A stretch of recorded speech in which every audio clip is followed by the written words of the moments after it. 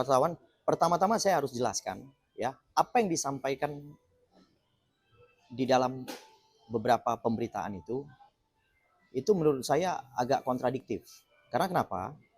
Nah, perlu kita ketahui bersama bahwa terhadap pengasuhan anak di bawah saudari Inara Rusli itu telah ada putusan yang berkekuatan hukum tetap, baik dari tingkat pertama, tingkat banding, dan juga tingkat kasasi.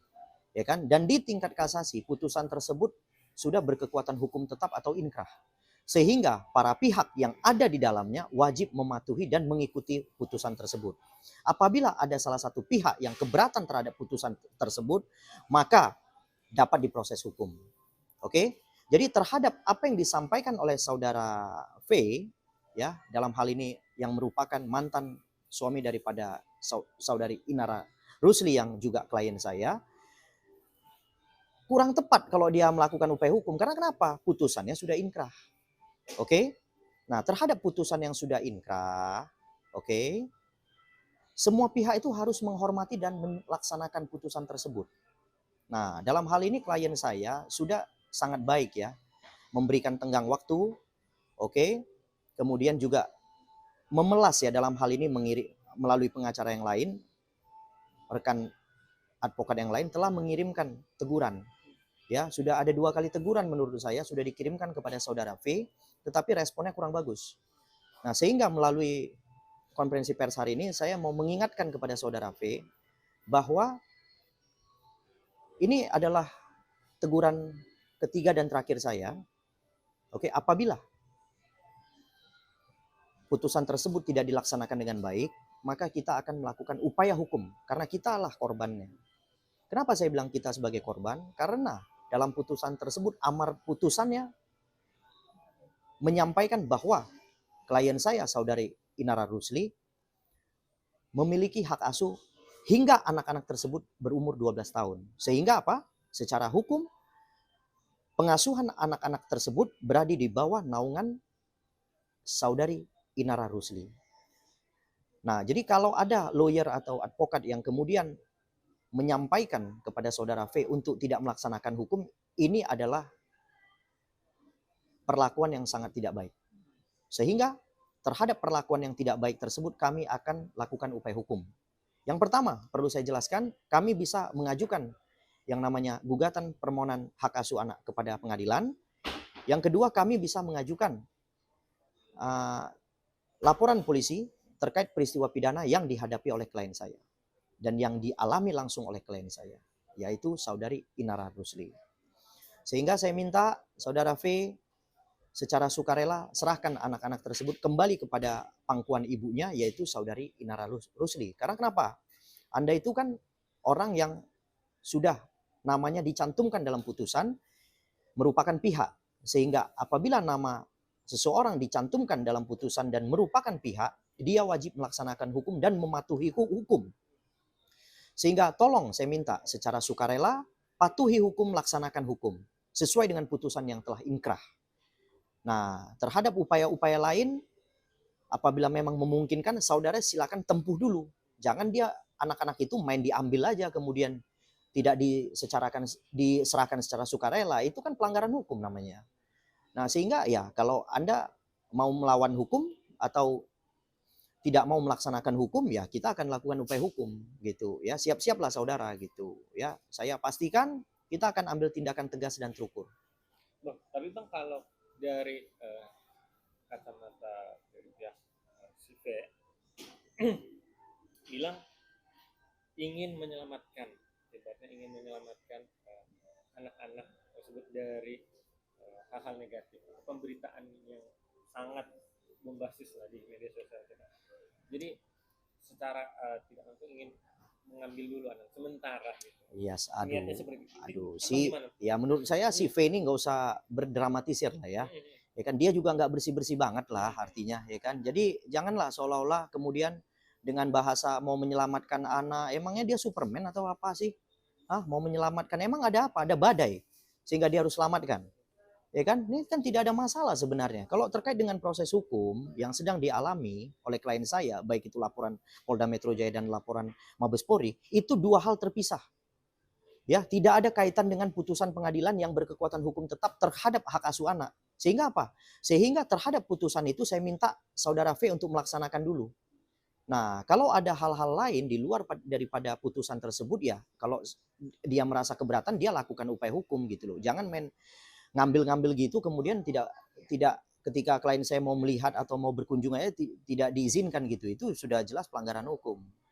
Jadi terkait pembatasan untuk bertemu dengan anak yang Inara bilang itu dari sejak bulan November sampai sekarang tidak pernah bertemu. Ya, itulah dia namanya pelanggaran hukum. Apabila seorang ibu ya memperoleh putusan pengadilan yang berkekuatan hukum tetap, dialah pengasuh daripada anak-anak tersebut. Kemudian anak-anak tersebut dilarang oleh siapapun, baik orang ataupun kelompok, itulah perbuatan hukumnya.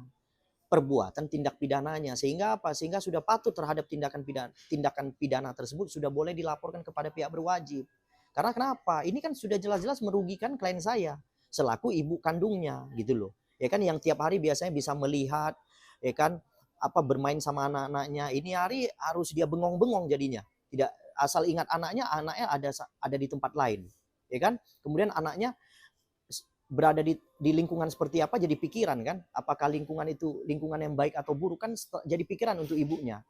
Sehingga saya pernah memperoleh sedikit informasi ya daripada ibunya bahwa lingkungan di sana itu kurang bagus karena kenapa, ada pengaruh-pengaruh orang merokok dan lain-lain yang menurut saya itu bisa berpengaruh terhadap psikis anak. Sehingga kalau itu terjadi terus-menerus itu sama dengan halnya saudara V itu melakukan eksploitasi terhadap anak di bawah umur, sehingga itu kan akan sangat tidak baik, akan berpengaruh terhadap pertumbuhan anak-anak tersebut. Sehingga menurut saya sudahlah, saudara V ini juga tidak profesional, tidak pintar-pintar banget ngasuh anak ya kan. Lebih baik serahkan dulu kepada ibunya secara sukarela, artinya mematuhi putusan pengadilan, mematuhi putusan yang telah inkrah, ya kan, sama-sama menghormati hukum. Nah, terhadap dua laporan polisi itu biarkan kami yang menjalankan. Dia jangan ikut campur lah. Kalau dia kepengen ikut campur, nanti saya minta penyidik untuk panggil dia gitu loh. Ya kan? Jadi dia jangan kemudian membuat suasana yang makin keruh gitu. Ya kan? Jadi saya minta ya saudara V, tolong saudara bersifat kesatria. Ya, saudara ini kan laki-laki. Tolong bersifat kesatria, ya kan, serahkan anak tersebut kepada ibunya. Karena kenapa? Ini putusan yang berkekuatan hukum tetap. Ya, sudah inkrah. Jadi Anda harus mengerti putusan inkrah itu putusan apa. Putusan yang harus Anda jalankan dan Anda laksanakan. Dan Anda hormati, bukan Anda tabrak. Kalau Anda tabrak ya kita akan proses hukum. Semua tindakan-tindakan saudara gitu. Jadi untuk sekarang ini kondisi psikis mental dari Inara seorang ibu yang tidak bisa bertemu dengan anak seperti apa? Yang jelas secara psikis, secara moral dan lain-lainnya itu sangat terganggu. Ya, klien saya sangat mengetahui karena klien saya ya sudah mengalami itu. Ya kan, sekarang mau keluar aja, mau menghadapi orang aja takut. Ya kan, jadi sudah terjadi fobia gitu, ketakutan secara personal gitu. Mau keluar rumah aja udah ketakutan gitu. Ya kan, jadi banyak hal-hal yang mungkin terjadi di luar dugaan kami. Ya kan, kami juga tidak 24 jam berada di samping Ibu Inara Rusli ya. Jadi saya minta tolong saudara V ini biar tidak makin melebar ya perkara ini, saya minta saudara untuk melaksanakan hukum. Yang saya minta cuman saudara melaksanakan hukum. Ya kan, karena saudara kan berada di negara hukum sehingga saudara patut untuk melaksanakan hukum. Karena kenapa? Ada putusan yang telah berkekuatan hukum tetap. Semua pihak, jangankan saudara, bahkan presiden pun kalau ada putusan berkekuatan hukum tetap harus melaksanakan. Berarti Abang sebagai tim kuasa hukum meminta secara langsung untuk mantan suami itu untuk segera membalikan anak-anaknya ke rumah. Saya melalui konferensi pers hari ini ya, ini adalah teguran ketiga dan sekaligus teguran terakhir. Saya minta saudara untuk melaksanakan hukum. Karena kenapa? Terkait dengan pengasuhan anak dan terkait dengan laporan polisi berbeda jauh. Nggak ada kaitannya, tidak ada hubungannya, nggak usah dikait-kaitkan. Ya, nggak ada hubungannya. Ya, jadi jangan dikait-kaitkan karena tidak ada hubungannya. Terkait pengasuhan anak sudah jelas putusan pengadilan telah berkekuatan hukum tetap. Ya, Anda bukan siapa-siapa, saya minta Anda laksanakan hukum karena Anda merupakan orang yang berada di negara hukum. Kalau tidak akan dilaporkan. Ya, terkait dengan langkah hukum ya saya sudah berdiskusi dengan tim lawyer yang lain. Apabila masih saudara V ini mempertahankan yang tidak patut dipertahankan, ya kan, yang tidak sesuai dengan putusan pengadilan, saya akan melakukan upaya hukum. Yang pertama, saya akan mungkin mengajukan eksekusi anak terhadap pengadilan agama, ya kan. Kemudian yang kedua, saya juga akan melaporkan laporan polisi di Polres setempat terhadap tindakan yang dilakukan oleh saudara V. Itu sudah disetujui oleh Inara? Melalui tim hukum yang lain, dan Inara sepertinya akan sampai ke langkah tersebut. Karena kenapa? Ini sudah sangat mengecewakan sebenarnya. Apa yang selalu dilakukan oleh klien saya Inara, berkomunikasi secara persuasif, itu sudah diabaikan oleh saudara V. Jadi menurut saya tidak akan menunggu lama, kita akan melakukan upaya hukum yang lebih serius. Terakhir Bang, terkait illegal access yang di Ya. Gimana Bang? Karena kan si A pengakuan alibinya dia hanya disuruh melihat oleh ART. Ya. Dan ternyata sebelumnya juga katanya dia pernah disuruh untuk benerin CCTV tersebut. Itu dari tim kuasa hukumnya ngomong. Ya. Jadi kan sudah ada akses. Ya. Ini tidak masuk ke illegal access. Ini sudah sampai mana proses hukum di sana? Ya, terhadap delik yang dilaporkan itu memang adalah laporan pidana terhadap yang namanya illegal access, itu yang bukan haknya, mengakses sesuatu benda yang bukan haknya. Ya, artinya apa? Dalam proses penyelidikan, ya kan, telah dikumpulkan keterangan saksi, kemudian dilakukan gelar perkara, dan Mabes Polri menetapkan bahwa adanya peristiwa pidana dalam perkara tersebut hingga menerbitkan yang namanya SPDP, surat pemberitahuan dimulainya penyidikan kepada Jaksa Agung Muda Tindak Pidana Umum. Sehingga menurut saya bahwa dalam peristiwa yang kami laporkan itu sudah ada tindak pidana. Sehingga terhadap siapapun yang akan dipanggil, siapapun yang akan diambil keterangannya, saya minta untuk kooperatif. Karena kenapa? Untuk membuat rangkaian peristiwanya menjadi utuh, tidak terpotong-potong, sehingga kita mudah mengetahui nantinya siapa tersangkanya atau pelakunya.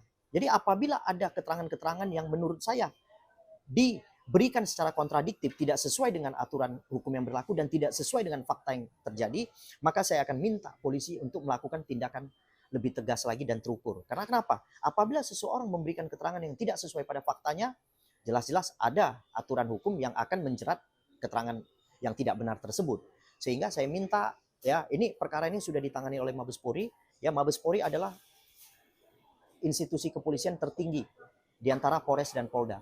Sehingga mereka kewenangannya lebih besar, ya. Dan saya minta kepada penyidik Mabes Polri tetap objektif, tetap lakukan penyidikan secara menyeluruh, kumpulkan alat bukti, oke, kumpulkan keterangan saksi, jangan dipotong-potong keterangan saksinya. Saya minta siapapun yang menurut saya atau nantinya tim lawyer yang lain atau dari korban, siapa-siapa saja yang kira-kira terkait, saya minta segera dipanggil.